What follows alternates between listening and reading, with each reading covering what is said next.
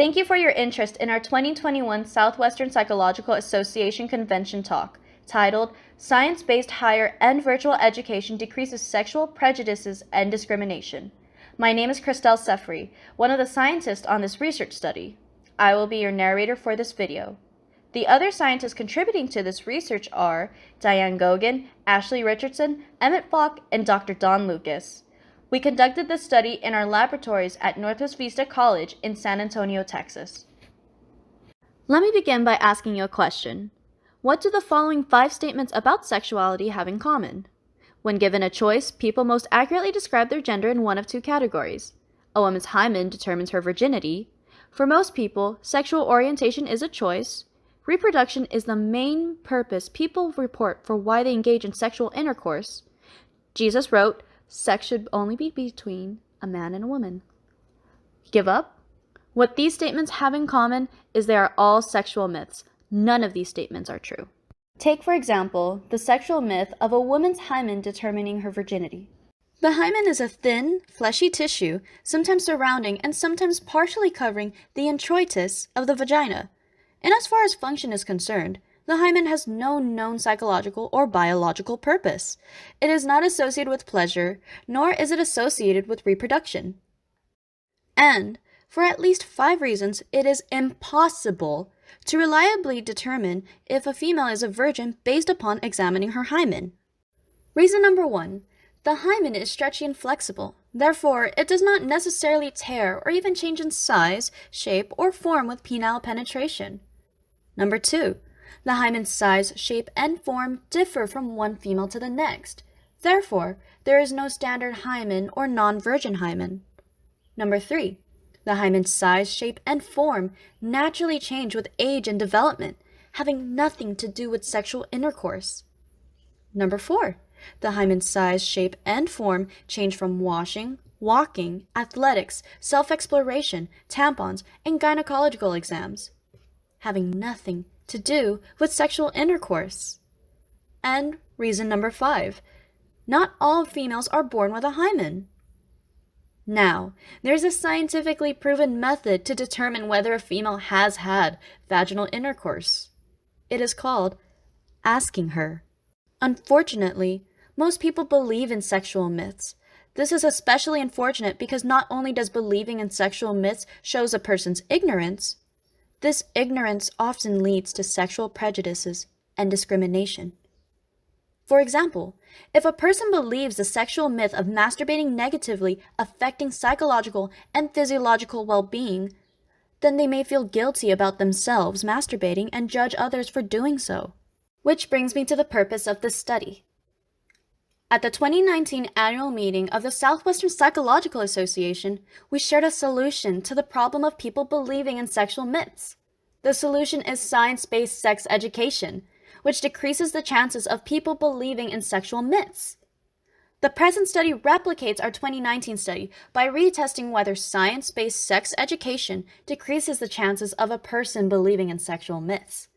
And the present study extends our 2019 study by testing whether science-based sex education decreases the chances of a person holding sexual prejudices and acting in sexually discriminatory ways. We tested these 3 research questions on 86 students from 3 different colleges taking human sexuality courses, and 44 people recruited by the experimenters. The 86 students served in the higher education condition, and the 44 people recruited by the experimenters served in the virtual education condition. The higher education condition required participants to complete a comprehensive, science-based, college-level human sexuality course. And the virtual education condition required participants to view 10 science-based sex education videos on a YouTube channel named 5MI Weekly. 39 of the higher education condition participants completed a sexual myth test, sexual prejudice test, and sexual discrimination test before and after completing their human sexuality courses. 47 higher education condition participants did not complete these tests after their human sexuality courses. 39 of the virtual education condition participants completed the sexual myth test, sexual prejudice test, and sexual discrimination test before and after watching the 10 videos on the YouTube channel 5MI Weekly. 5 virtual education condition participants did not complete the test after watching these videos. The sexual myth test has 35 true or myth questions about sex. For example, one of its true questions about sex is, as compared to single adults, married adults generally are having more sex.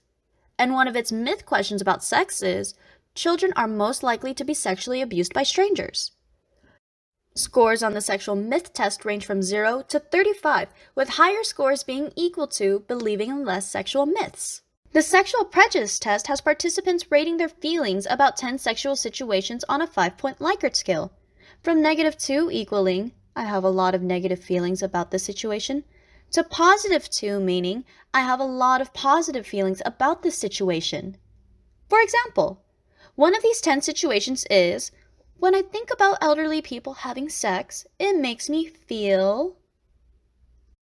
The sexual prejudice test ranges from -20 to +20, with lower scores equaling negative feelings about sexuality and higher scores equaling positive feelings about sexuality. The sexual discrimination test has participants choosing one of 5 answers about how they would behave in 5 stories about sexuality. For example, one of the 5 stories is, you are a member of human resources and have 3 applicants for a job at your company. Your 3 applicants have bachelor's degrees and between 2 and 4 years of work experience. One applicant identifies as a man, one identifies as a transgender woman, and one has chosen not to identify their gender. Who do you hire? A, the man, B, the transgender woman, C, hire the person who did not give their gender, D, do not hire any of them, or E, hire the one with the most work experience. The sexual discrimination test ranges from -5 to +10, with 0 being equal to no sexual discrimination, and negative and positive scores equaling reverse and non-reverse sexual discrimination, respectively. The higher education condition participants' mean percentage of correct answers on the sexual myth test before their human sexuality courses was significantly less than their percentage of correct answers after their human sexuality courses.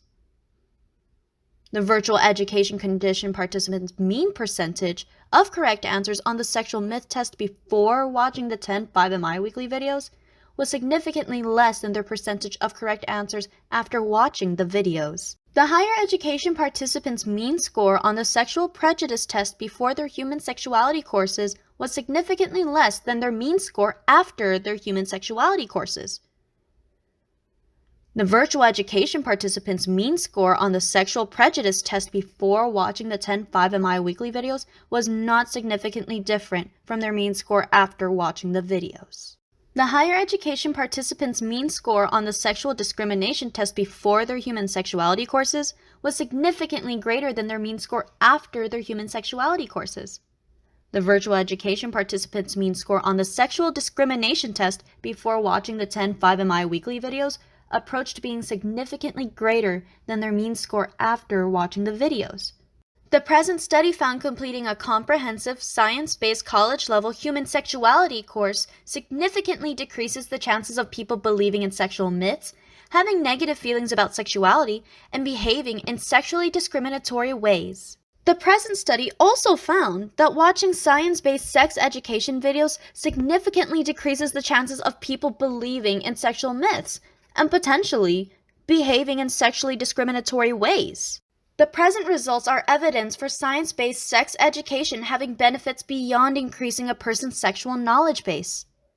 They include decreasing the chances of a person making stereotypes, holding prejudices, and acting discriminatory.